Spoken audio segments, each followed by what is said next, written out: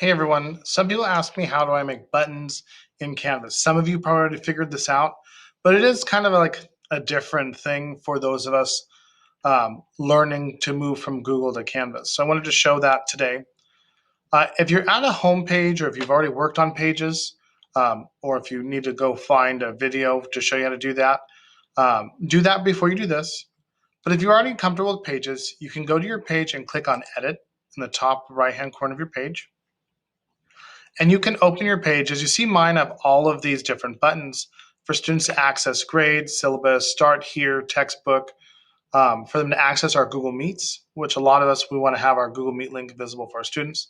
I even have a Google Meet link available for my office hours. If I want to add another button to my list of buttons, I just click like it's a text. I'm going to click next to it. I always put a one good hard space between the two, or skip over. Then if I'm using the new rich content editor, which can be activated underneath the settings, and if you need help with that, give me a quick phone call. You just go under settings and then slide that little button over on the features. Slide a little button over for RCE. It's the new RCE, rich content editor, which is what I'm using right now. The buttons just look a little bit different. You'll need to find the insert image button, and you're going to go to upload an image. And you're just going to hang out right here. In Google Slides, you can create buttons that are really nice, very pretty buttons.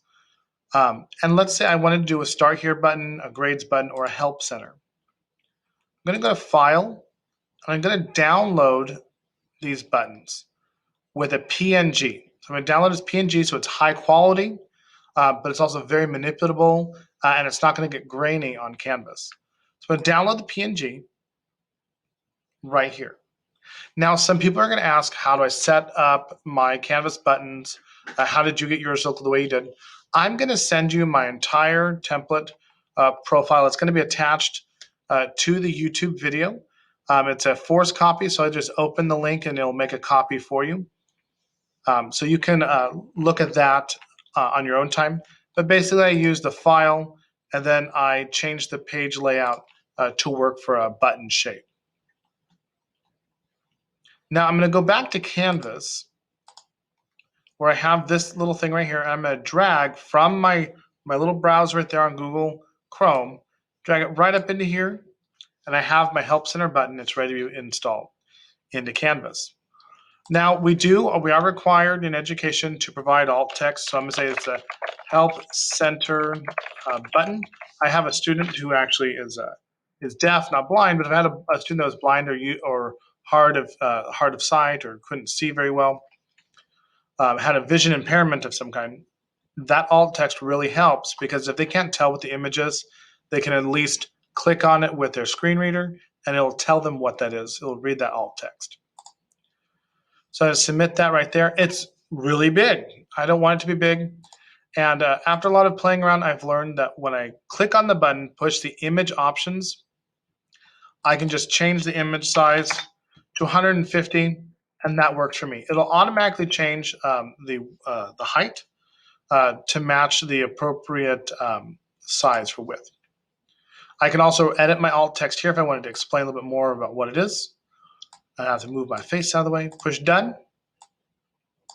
Now my button's going to be right there, and then I can push save. Once I push save, it will take me right back to my page, and I can see that my Help Center button is there.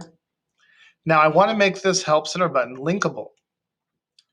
So I'm going to go again back up to the top and edit. I'm going to select this Help Center, and I'm going to go right towards the link button is. Again, if you're using the old content editor, the link is just in a different area, but it's still a little chain, like a chain link. And you're going to go to external links, and you can go back to your Google Classroom. I'm going to pop my Google Classroom over here. You can go back to your Google Classroom, and you can just open your Google Meet link.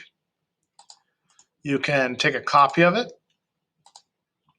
and then take that back with you over to Canvas, and you can drop it right in here. Now, the one thing you want to get rid of is that authorization code all the way just back to the question mark. Once you have a set of 3-4-3, you're all good. You push done. A kid will be able to push that button and they'll be able to jump right into your class.